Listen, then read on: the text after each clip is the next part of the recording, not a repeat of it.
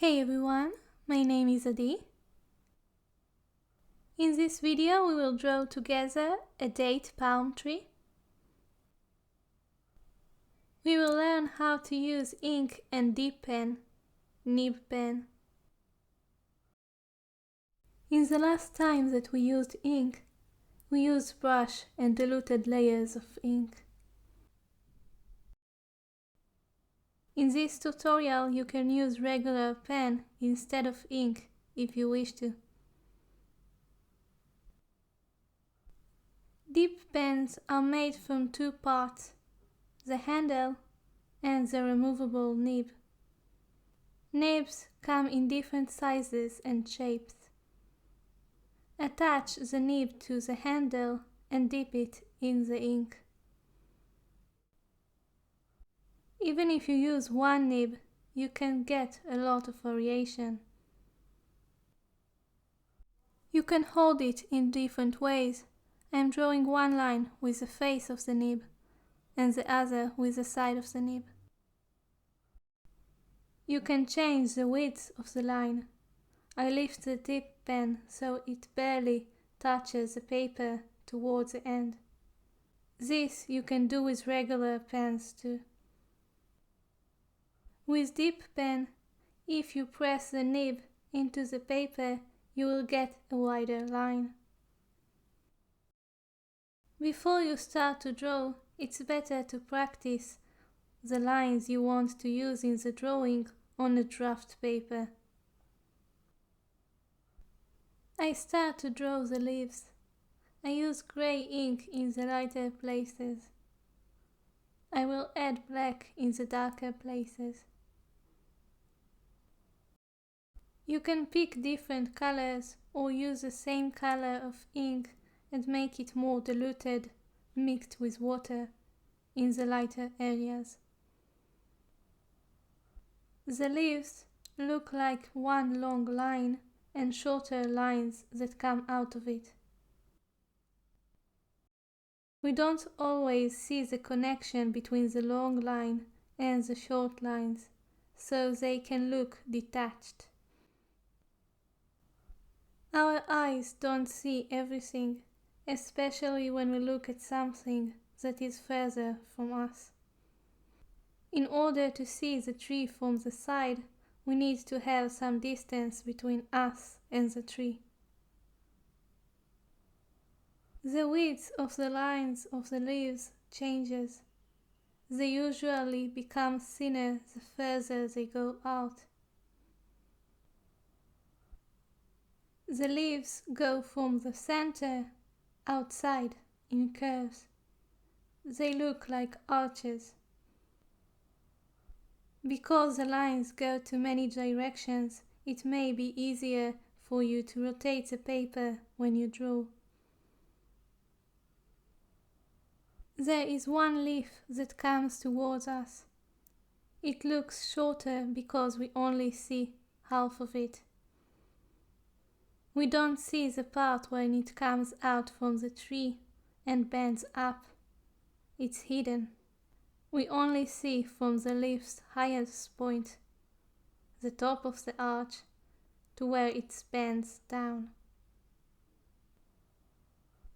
I keep most of this leaf in white.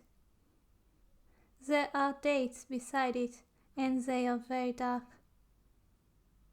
It's good to have strong contrast. If you have something dark, make it lighter beside it. And if you have something in a light color, make it darker beside it. The lines on one side of the leaf can look longer than the lines on the other side, if we see the leaf from the side. Leaves can roll up in a way that you see both the upper side and the lower side in the same time. In my tree, there is a gap between the leaves on the top and the leaves that are closer to the trunk. In some places, the leaves are very dense and slightly hide each other. You can still see the further leaves between the small gaps of the leaves in the front. The more you practice dip pen, the more you will get used to it, and it will feel natural to you. Whether you use pen or dip pen, it's better that the lines will not be too consistent, that the lines will not be identical in width and length. When drawing lines, it's better that they won't be as wide all the way. I used grayscale on the photo, so it will be easier for you to see where are the lighter areas and the darker areas. Let's add the black. We have talked in the previous videos about the importance of light and shadow to show that something is three-dimensional. It's also important for our perception of space and depth. When we draw the leaves in different levels of darkness, it suggests that they are far from one another. People often use this trick in views. You can make a dark silhouette of something in the foreground, and that way to set it apart from the rest of the artwork. In other words, when something that is in the front, closer to the viewer, is darker than the rest of the drawing, it adds to the feeling of depth. It can be the other way around. You can have something lighter on the front and the rest darker. If you use pens that aren't permanent, aren't waterproof, you can go over them with water like we did in the video with the parrot. This technique is very suitable for drawing trees. Ink isn't erasable, so it's better to plan ahead what you want to do.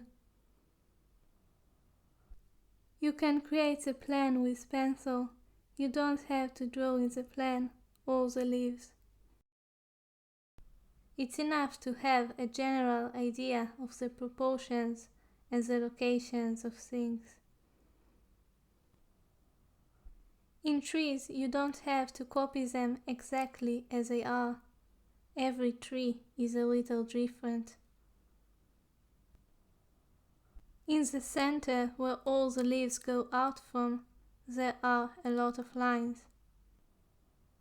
Between lines of one leaf, you can see lines of other leaves. It can look very complicated. To make it easier, draw lines that cross each other, cross-hatching, so it looks like a net. And fill in with black in the holes of the net. It's similar to drawing lace. If you draw white lace on white paper, then you should draw the holes of the lace and keep the lace white.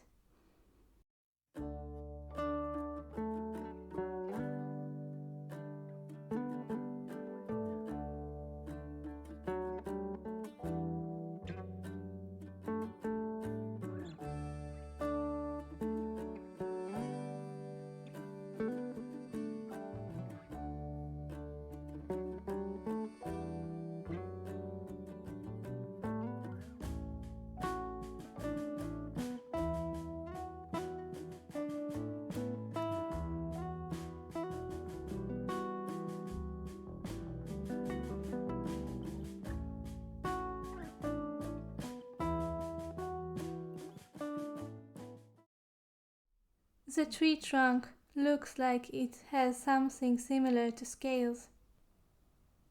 And between these scales there is a texture that looks hairy. It sounds like a funny looking monster, doesn't it? But it's actually a good approach when you want to draw something and you don't really know how to deal with it. Try to think what it's similar to. Understanding that the dense leaves are kind of similar to net or lace can help you. And if you draw something like lace or net in the future, you will recall how we drew the leaves in this video. This time I started to draw the trunk with black. I create the deeper shadows, and I'll add the grey later. The light is coming from the right side, so the right side is lighter and the left side is darker. You can keep more of the white of the paper in the right side and cover more of the paper in the left side. The scales are elevated. They come out from the shape of the trunk. They are lighter and the areas between them are darker. Because the light comes from the side, there are dark lines in the left part of the scales. Between them, the lines look very messy, so I draw them going into different directions. When you draw with pen or dip pen, translate what you see into lines. Ink is very versatile, and you can use both dip pens and brush in the same artwork. You can mix the technique we used in the video with the pine cone with the technique we are using today.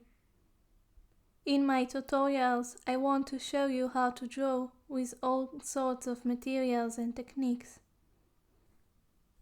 That way you can experience all sorts of things and find out new fun materials and techniques. Towards the lower part of the trunk, the scales become bigger, and the contrast between the scales and the areas between them becomes stronger. I switch to grey and start to add the less dark areas. I let the end of the trunk disappear to the paper. After you finish, try to look at your whole painting and ask yourself if you want to add anything more. During the process of drawing, we tend to look at every part separately. That's it for today. I hope that you enjoyed this video. If you know people who might be interested in this video, then why don't you share it with them? Thank you so much for watching. See you soon. Bye bye.